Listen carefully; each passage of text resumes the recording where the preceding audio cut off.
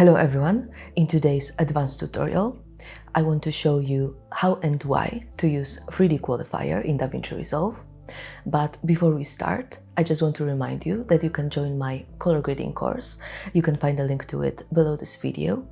The course is more systematic than my YouTube tutorials, and it currently contains 5 modules and 22 lessons where you can learn primary and secondary color correction, creative and advanced color grading techniques, and it also gives a lifetime access to masterclasses.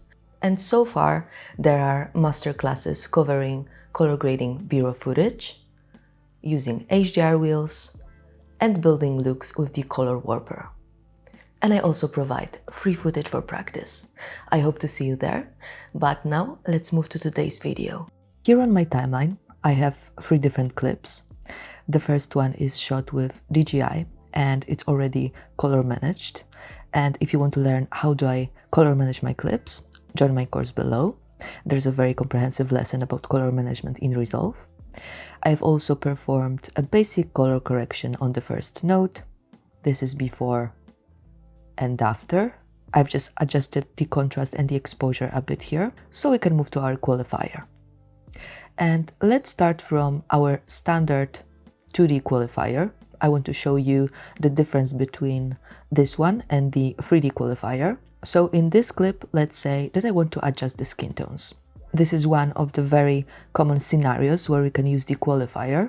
So let's turn the highlight mode on up here to be able to see the selection. Then let's move to the node marked as qualifier and let's select the skin tones. And look at this. The selection is very imperfect. We would have to do a lot of work with the sliders over here to make it work. It also looks very glitchy, as this is what happens when our clips are compressed. So we would have to denoise it quite a lot. But let's see what result we are going to get when using the 3D qualifier. So let's reset what we have done and let's move to our 3D qualifier over here. And now let's simply draw a line over the skin tones on the clip. And when we do it, we can preview the whole operation in black and white. That's very helpful. And look at the result. It is way more accurate than when using the 2D qualifier. And this is because the 3D qualifier allows for more precise and complex selection based not only on hue, saturation and luminance, but also on the spatial relationship of pixels within the image. And let me explain all the tools we have available here. So here we can see the exact hue we have selected in the clip. Over here we have different selection tools that should be familiar to you already. So we have a picker here, then the picker subtract that we can use to get rid of some parts of the selection from our clip in case we have selected too much. Then here there's a picker add that, on the contrary, allows us to add more hues to the selection.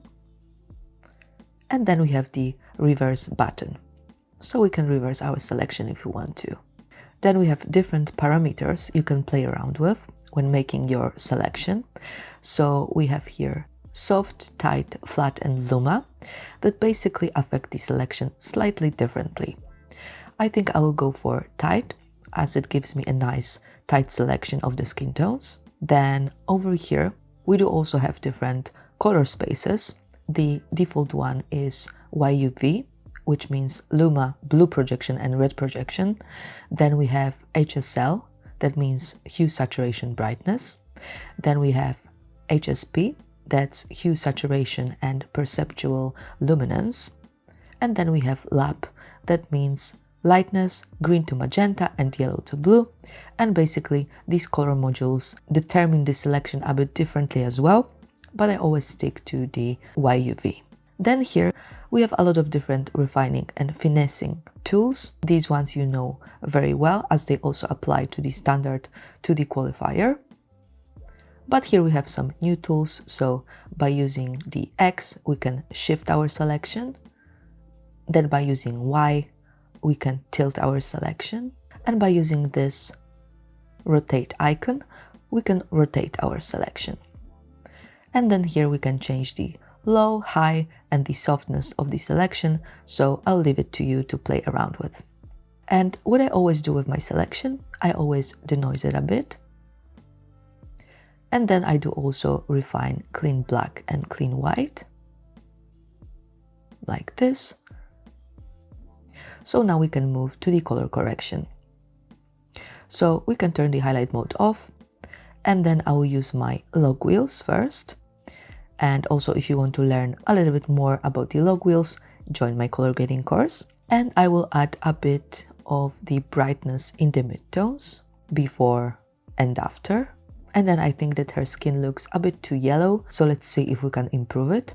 I will go to the color warper and I will push it towards magenta a bit, like this. And this is our before and after. And let's play the clip. Perfect. Now let's move to the second clip. And this clip has been shot with ARRI camera, and I have also color corrected it a bit. This is before and after. So now let's create a new serial node and let's call it qualifier. And we can also use the qualifier to correct a larger part of the clip, like the background. So let's grab the 2D qualifier first, and let's select the greenery over here to see our selection. And again, it is very imperfect. We have selected the skin as well. So again, let's go to our 3D qualifier and let's see what it will give us. You see, the way the 3D qualifier works is way more precise, as it works gradually. Now I will change the mode to tight again, and I will use my refining tools to improve the selection. And now let's turn the highlight mode off. And now I'll go to hue versus hue curve, and I will select green in the clip again to be precise. And I will push it up a tiny bit to add more yellow to make it look more dimensional. And this is before and after. Now let's move to the third clip. I have chosen it as here we have a green screen, and the 3D qualifier is also recommended to work with the green screen clips because of its ability to intuitively predict hue and shadow fluctuations found on green screens. So let's label the first node as qualifier. And let's try our 2D qualifier first. And you see, here we have some unselected pixels left. So let's undo what we have done and let's grab 3D qualifier. And look at this. The selection is way more accurate.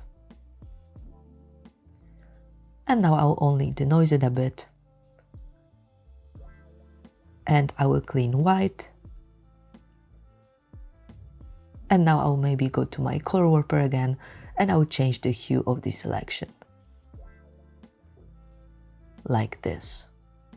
And let's play the clip. Okay, and this is before and after. Thank you so much for watching my videos, guys. I hope that you like them. If you do, hit subscribe and don't forget to leave a comment below. See you soon.